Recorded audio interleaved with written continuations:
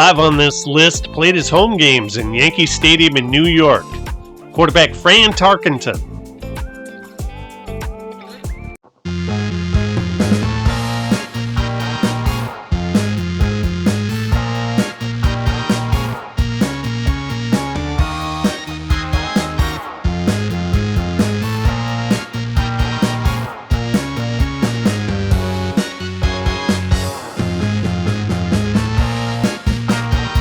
All footage in this video is taken from the 1970 season, and their criteria for the top 5 place finishers for the 1970 NFL MVP is taken from ProFootballReference.com.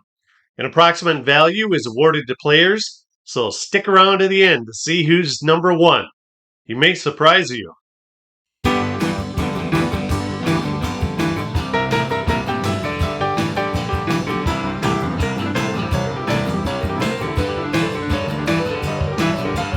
Fran Tarkenton was a renowned scrambler, but he also excelled at designed rollouts where he threw the ball on the run.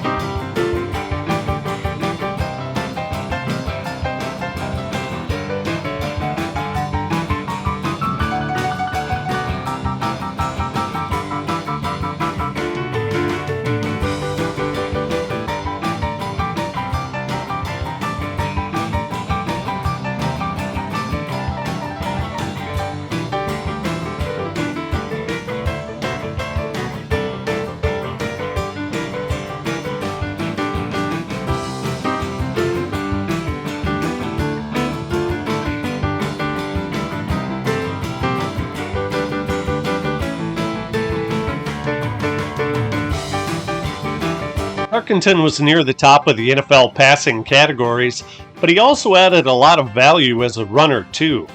His contribution to the Giants was a primary reason for the Giants having their first winning season since 1963. He finished in a tie for third place in the actual MVP voting.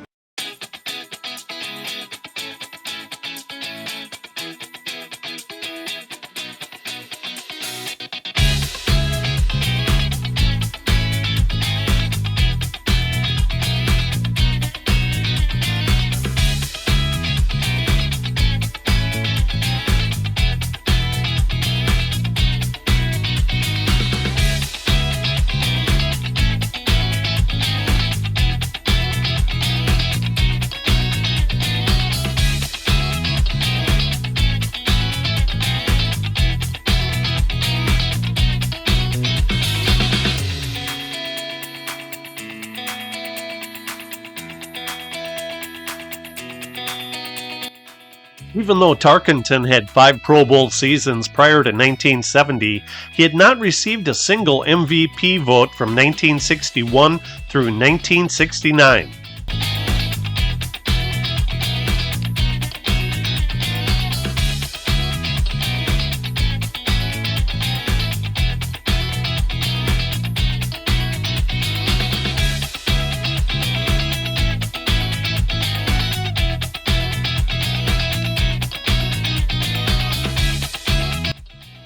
Although Tarkenton was an accurate deep thrower, his game was mainly the short to medium range pass.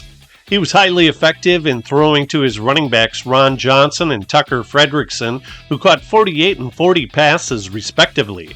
And both running backs averaged over 10 yards per reception, which is a very good mark. The Giants had 4 receivers with 40 or more receptions. That may have been an NFL first. Let me know in the comments if another team did it first.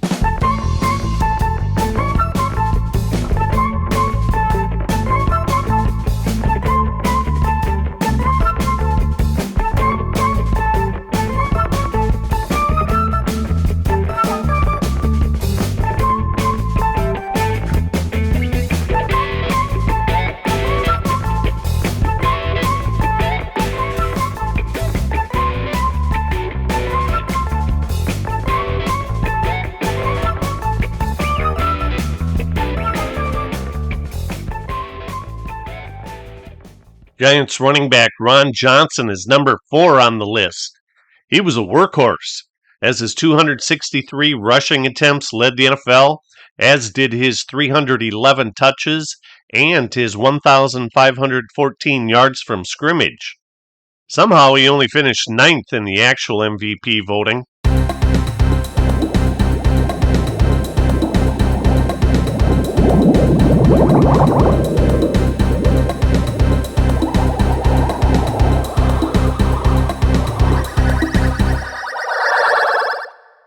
Johnson finished second in the NFL in rushing yards and total touchdowns, and he was also a very valuable receiver as well.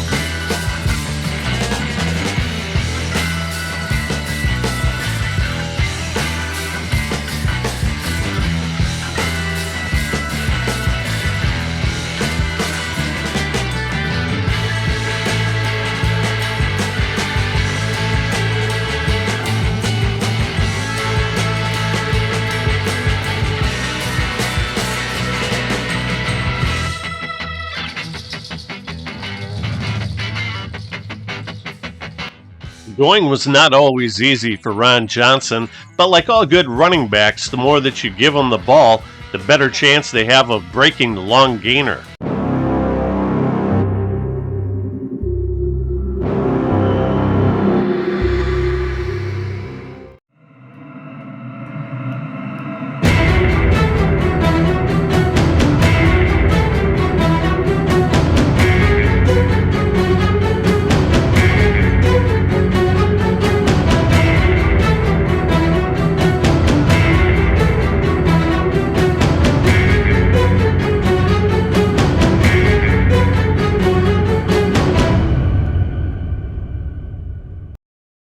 Ron Johnson missed 12 games due to injury in 1971, but he came back with a vengeance in 1972 when he had an even better year than 1970.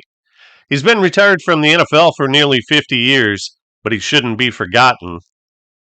Number 3 is Vikings defensive end Carl Eller, nicknamed Moose due to his large 6'6" frame. After leading the NFL in sacks with 15 in 1969, he sacked 13 quarterbacks in 1970, sixth best.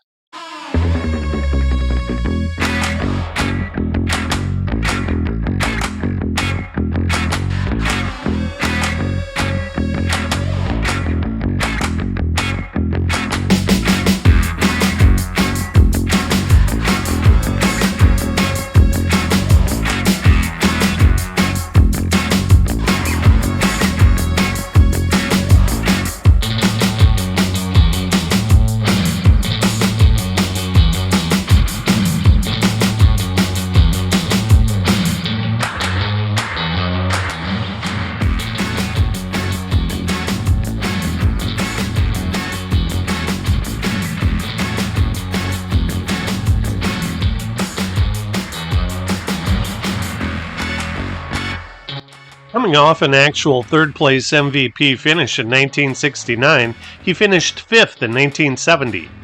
He wasn't just a one-trick pony. Besides his stellar sack totals, he also excelled against the run. His solid hitting caused a lot of fumbles.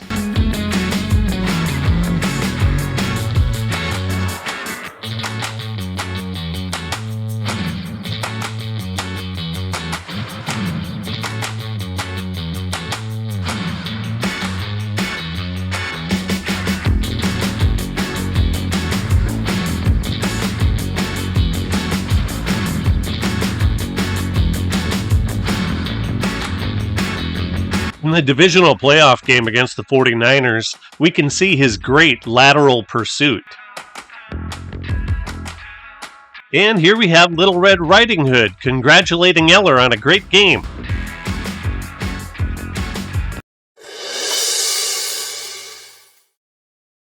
Number 2 is the Redskins running back Larry Brown.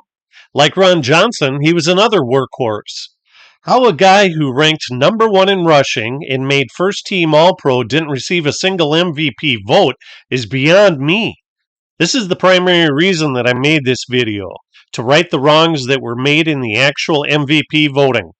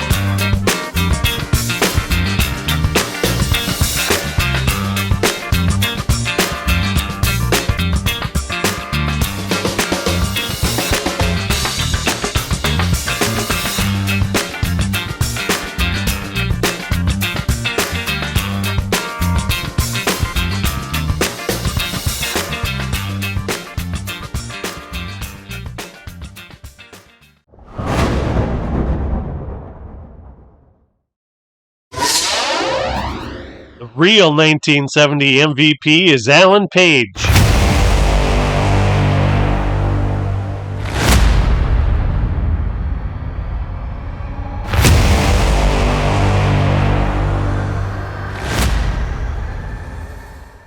Alan Page was a menace to opposing offenses, and his quickness was the key to Minnesota's Purple People Eaters' defensive success. The 1970 Vikings only gave up 143 points, a hair over 10 per game. They only allowed 6 passing touchdowns while picking off 28 passes, which is a testament to the Vikings' awesome pass rush, which was spearheaded by Page.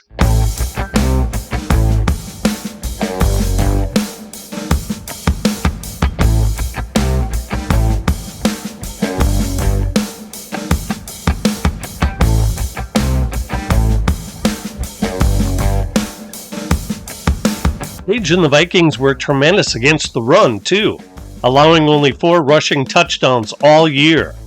Overall, they allowed only 3.4 yards per play, which was 0.8 yards lower than the second best defense in the NFL. Amazing!